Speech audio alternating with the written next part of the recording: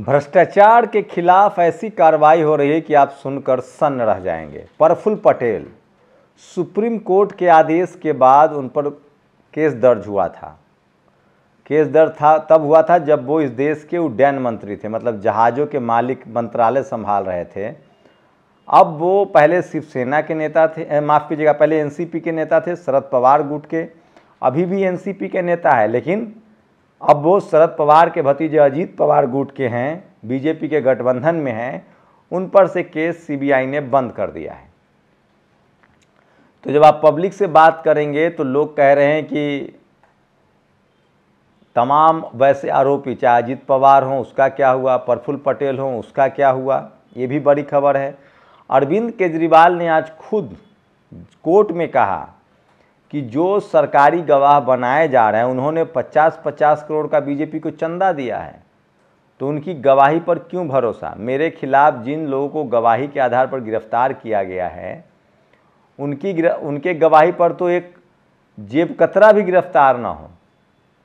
उन्होंने इस्तीफा भी, तो सोचिए, इस देश में मैं बार बार कह रहा हूँ कि जब कांग्रेस थी तो जाति देखकर कार्रवाई होती थी और बहुजन समाज ने अपने नेताओं को भ्रष्ट मान लिया, लेकिन इस मामले में आम आदमी पार्टी अच्छी है कि उसके नेता के साथ उसके पार्टी का कार्यकर्ता खड़ा है और वो धरना प्रदर्शन कर रहे हैं। 500 वकीलों ने चीफ जस्टिस को चिट्ठी लिखी है, जिसमें ज़्यादातर वकील सवर्ण हैं, कि सुप्रीम कोर्ट पर दबाव बनाया जा रहा है। प्रधानमंत्री ने उसको ट्वीट कर दिया। लोग सोशल मीडिया पर लिख रहे हैं कि वो 5 जज जो बाहर आकर प्रेस कॉन्फ्रेंस किए थे वो क्या था। तो इस मामले में प्रधानमंत्री बैकफुट पर आ गए हैं। ये सबसे बड़ी खबर है। सोचिए, योगी आदित्यनाथ राम मंदिर के मुद्दे पर वोट मांग रहे हैं और काशी मथुरा की भी बात कह रहे हैं, मतलब धर्म के नाम पर वो वोट मांग रहे हैं। और सबसे बड़ी खबर है, असम में वीवीपैट मशीन ही गायब हो गई। नमस्कार, मैं शंभू कुमार सिंह और आप देख रहे हैं नेशनल दस्तक। वो तमाम बड़ी खबरें जो सोशल मीडिया पर वायरल है, और आप अपनी प्रतिक्रिया जरूर दीजिए। आपकी प्रतिक्रिया बहुत ज़रूरी है। मैं इसलिए कह रहा हूं कि सोशल मीडिया ही सच्चा मीडिया है, सोशल मीडिया ही बहुजन मीडिया है। तो एक तरफ जहां हेमंत सोरेन की गिरफ्तारी की जा रही है, हेमंत सोरेन ने इस्तीफा भी दे दिया। कायदे से उनको इस्तीफा नहीं देना चाहिए था, क्योंकि संविधान में कहीं नहीं लिखा है कि जो गिरफ्तार होगा उसको इस्तीफा देना पड़ेगा। तो उन्होंने इस्तीफा दे दिया था, ये उनकी गलती थी। जो भी उनके सलाहकार हैं, लगता है कि उनको धोखा दे रहा है। अरविंद केजरीवाल ने इस्तीफा देने से मना कर दिया है। उन्होंने आज खुद को वकील के तौर पर बहस की कोर्ट में, और उन्होंने कहा कि ये जो पूरा केस रजिस्टर किया गया है वो मेरे खिलाफ कॉन्स्पिरेसी है। जिन लोगों को सरकारी गवाह बनाया गया उनके 4-4 बार बयान लिए गए। जिस अंतिम बयान में मेरे खिलाफ उन्होंने बोला उसको कोर्ट में पेश किया गया है, और सवाल है कि जिस शख्स को सरकारी गवाह बनाया गया उसने गिरफ्तारी के बाद चंदा दिया है 50 करोड़ का, तो उसकी बात पर भरोसा क्यों। मई 2017 सुप्रीम कोर्ट ने केस, और सोचिए भ्रष्टाचार कैसे, ये बात जनता तक फैल चुकी है सोशल मीडिया के जरिए। बीजेपी की मुश्किल बढ़ती जा रही है। मैं तो बाकायदा एक वीडियो दिखाऊंगा। बिहार में भागलपुर में एक चैनल है, एबीपी न्यूज, उसके रिपोर्टर जैसे ही गए जनता के बीच, उसने यही सारा सवाल पूछना शुरू कर दिया कि अजीत पवार का क्या हुआ, नारायण राणे का क्या हुआ। उसके बाद वो मीडिया वाला चला गया बीजेपी समर्थकों के पास, वहाँ भी इकलौता समर्थक मिला। तो ग्राउंड पर बीजेपी की हालत मुश्किल है, और ये बीजेपी को भी पता है। तो सोचिए, विपक्ष बीजेपी से डरा हुआ है और बीजेपी जनता से डरी हुई है। मई 2017 में सुप्रीम कोर्ट के आदेश पर दर्ज होता है केस प्रफुल्ल पटेल के खिलाफ। एयर इंडिया मंत्री थे वो। 2019 में ईडी ने प्रफुल्ल पटेल को सम्मन दिया था। उसके बाद जब वो यूएपीए में एविएशन मंत्री थे, 2019 में सीबीआई ने एनसीपी लीडर प्रफुल्ल पटेल को एविएशन केस में आरोपी बनाया। 2023 में प्रफुल्ल पटेल ने एनडीए ज्वाइन कर लिया, और 2024 में केस बंद हो गया। ये बड़ी खबर है, महुआ मोइत्रा ने लिखा है। तो सोचिए, इसको लेकर पूरी जांच जो है उस पर सवाल उठ रहा है। लोग सवाल कर रहे हैं कि ये कैसा जांच है, जो बीजेपी में चला जाता है उसका केस ही खत्म। एनसीपी के नेता प्रफुल्ल पटेल के खिलाफ सीबीआई ने एयर इंडिया विमान सौदे में गड़बड़ी वाला केस बंद कर दिया है। प्रफुल्ल पटेल हाल ही में एनडीए में शामिल हुए थे। यह केस मनमोहन सिंह के समय का है। तो ये तमाम खबरें हैं जो सोशल मीडिया पर लोग लिख रहे हैं। मैं इसलिए कह रहा हूँ, सोशल मीडिया ही आदमी को जागरूक कर रहा है। केजरीवाल ने आज साफ साफ सुप्रीम कोर्ट में बहस की। बहुजन समाज के नेताओं को भी डरना नहीं चाहिए, जमकर बहस करनी चाहिए। अब आते हैं दूसरी खबर। 500 वकीलों ने चीफ जस्टिस को चिट्ठी लिखी। इसका मतलब सोशल मीडिया का असर तो हो रहा है। अब ये वकीलों का कहना, जिसमें ज़्यादातर सवर्ण समाज के वकील हैं, कि ये कोर्ट को डराने की धमकी है। तमाम जो कोलिजियम सिस्टम पर सवाल है, जुडिशियल सिस्टम पर सवाल है, उसे लोग डरा रहे हैं। तब लोगों ने सवाल, उसको पीएम ने भी कहा कि कांग्रेस डराती धमकाती है। उसके बाद भारत की न्यायपालिका उस वक्त खतरे में आती है जब सुप्रीम कोर्ट के 5 जज प्रेस कॉन्फ्रेंस करके कहते हैं सरकार सुप्रीम कोर्ट के कामकाज में हस्तक्षेप कर रही है और न्यायपालिका अधिकारों का हनन कर रही है। तो सोचिए, ये वो दौर था जब 5 जज बाहर आ गए थे। तो ये इस देश में तमाम लाइनें जो है वो खींची हुई। इसलिए मैं कहता हूँ ये जाति प्रधान देश है। जब तक दलित, पिछड़े, आदिवासी, अल्पसंख्यक समाज के लोग जज नहीं होंगे, तब तक आपको इस तरह की चीज़ें झेलनी पड़ेगी। ईडी ने प्रफुल्ल पटेल जो है उनको क्लीन चिट मिल गई। इसको लेकर भी लोग सवाल उठा रहे हैं कि भैया ये क्या जांच हुई। तो वकीलों को लेटर लिखवाने वाला किंगपिन मिल गया। प्रधानमंत्री ने जैसे ही वकीलों को लेटर की तरफदारी की, आम आदमी पार्टी के नेता ने कह दिया कि क्या ये प्रधानमंत्री के इशारे पर चिट्ठी लिखी गई है। तो सोचिए। और अब दूसरी खबर है योगी आदित्यनाथ। अयोध्या में भगवान राम की होली के बाद मथुरा, वृंदावन की गलियां भी होली का इंतजार कर रही। उत्तर प्रदेश सीएम योगी आदित्यनाथ, अयोध्या में भगवान राम की होली। तो सोचिए, योगी आदित्यनाथ जो है वो लगातार धर्म के नाम पर वोट मांग रहे हैं। चुनाव आयोग क्या करेगा ये देखना पड़ेगा। निर्मला सीतारमण ने कहा है कि मैं चुनाव नहीं लड़ूंगी, मेरे पास पैसे नहीं है। 2022 में उनका हलफनामा देखिए।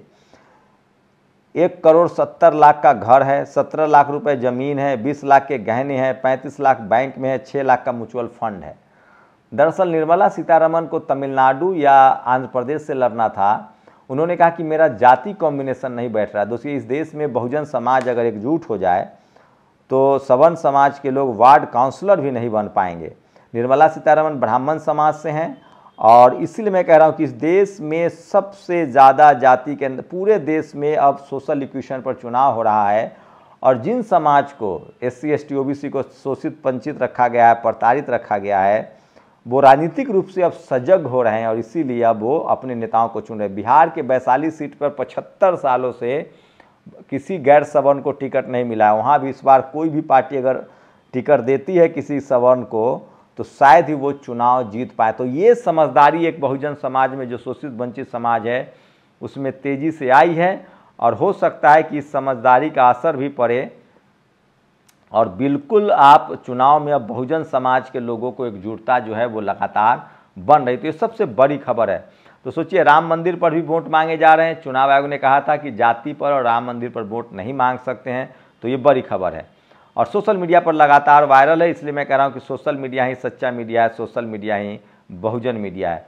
तो आप लोग अपनी प्रतिक्रिया जरूर दीजिए। और एक बड़ी खबर है, सोचिए, केजरीवाल ने खुद बहस की। अब आते हैं असम से। असम में वीवीपैट जो है वो, असम में जो वीवीपैट की मशीन है वो गायब हो गई। तो इस लेवल का सोचिए गड़बड़ी हो रही है, वीवीपैट मशीन गायब हो रही है। कल मैंने एक लंबा इंटरव्यू किया है। सोचिए, वीवीपैट मशीन जो है वो चुनाव सुप्रीम कोर्ट के आदेश पर लगा था।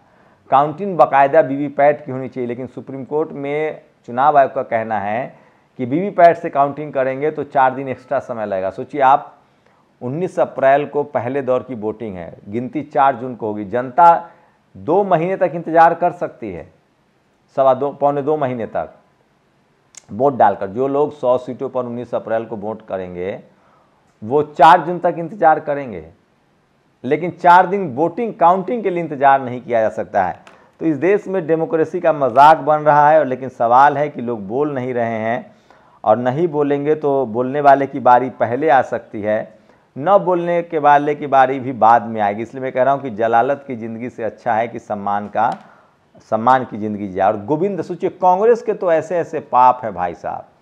जब कांग्रेस की 60 साल सरकार रही तो वो जाति देखकर कार्रवाई करती थी। कांग्रेस के तमाम सवर्ण नेता थोक भाव में बीजेपी में जाते हैं। गोविंदा कांग्रेस के सांसद हुआ करते थे, अब बीजेपी में चले गए हैं। ये सबसे बड़ी खबर है।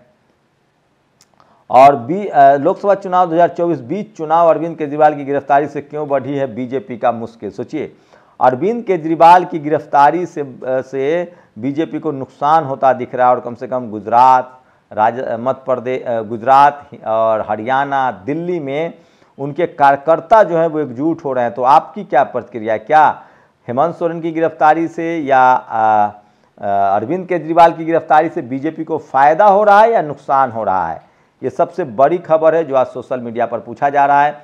और सवाल है निर्मला सीतारमण के। सोचिए, निर्मला सीतारमण चुनाव नहीं लड़ रही क्योंकि उनका इक्वेशन फिट नहीं बैठ रहा है। पैसे का बात तो इसलिए की गई है ताकि वो थोड़ा उसको मैनिपुलेशन मिले। छगन भुजबल की फाइल खो गई, अजीत पवार गलती से नाम आ गया था, प्रफुल्ल पटेल को क्लीन चिट मिल गई, बस हसन मुशर्रफ रह गए। सोचिए, आदर्श घोटाले के आरोपी बीजेपी में चले गए। तो तमाम बड़े जिन लोगों पर आरोप लगे अन्ना आंदोलन के दौरान, कांग्रेस के दौरान, उसमें से किसी को सजा नहीं हुई। बड़े बड़े स्कैम करने वाले लोग विदेश भाग गए। लेकिन पता है भारत में किसको तुरंत पकड़ लिया जाता है? सोशल मीडिया पर ये तस्वीर देखिए, ये 3 लोग हैं जिन्होंने एक रील बनाया था। सोचिए, इनको गिरफ्तार भी कर लिया गया है। दिल्ली मेट्रो से लेकर नोएडा की सड़कों पर अश्लीलता फैलाने वाले विनीता, प्रीति और पीयूष गिरफ्तार किए गए। सोचिए, एक रील्स था, उन्होंने हेलमेट नहीं पहना था, स्कूटी का लाइसेंस चेक हो, ट्रिपल मामला हो, परमिशन नहीं लिया होगा नोएडा का, लेकिन फिल्मों में आप फिल्म देखें, अश्लीलता जिसको कह रहे हैं लोग। तो सोचिए, अगर आप सोशल मीडिया पर कुछ बोलेंगे तो अश्लील है, फिल्म में तो इससे ज़्यादा सीन होते हैं।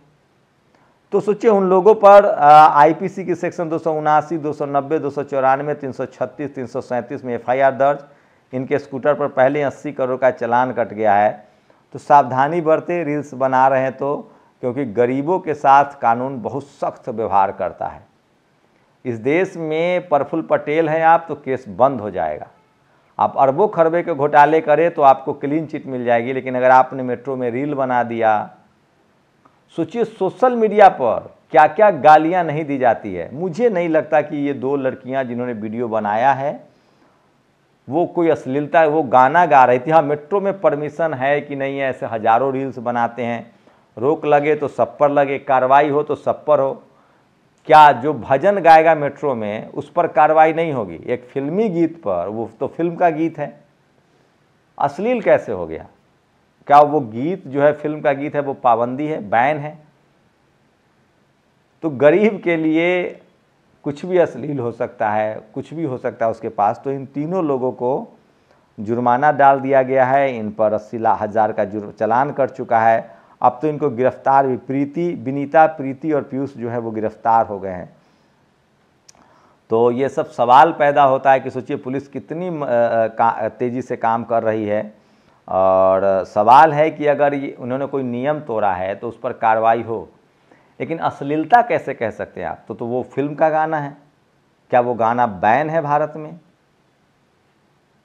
क्या वो पब्लिक सिनेमा घरों में वो सिनेमा नहीं चलती है? ये सबसे बड़ा सवाल है। और आज सोशल मीडिया पर एक सबसे बड़ी खबर, लगातार दलित पिछड़े आदिवासियों की पार्टी जो है वो बदल रही है। बिहार में लालू यादव ने जिस तरह से अशोक महतो को टिकट दिया है, बीमा भारती को टिकट दिया है, इसकी बड़ी चर्चा है। अशोक महतो की पत्नी को मिला। उसी तरह से बसपा ने जिस तरह से यूपी में इंदु चौधरी को टिकट दिया है लालगंज से, उनकी चर्चा है। सोशल एक्टिविस्ट हैं, प्रोफेसर है बीएचयू की। और साथ ही जिस तरह से भानु प्रताप का सपा ने टिकट काट दिया, वो भी उसके खिलाफ जा रहा है। तो ये तमाम बड़ी खबरें जो सोशल मीडिया पर वायरल हैं, आप लोग अपनी प्रतिक्रिया जरूर दीजिए। शुक्रिया। नेशनल दस्तक की आपसे गुजारिश है कि अगर इसको बचाना चाहते हैं तो नेशनल दस्तक को सब्सक्राइब करने के लिए रेड कलर के सब्सक्राइब बटन को दबाएं, फिर बेल आइकन की घंटी दबाएं। नेशनल दस्तक को बचाने के लिए बहुत जरूरी है कि हर खबर को शेयर करें, लाइक करें, कमेंट जरूर करें।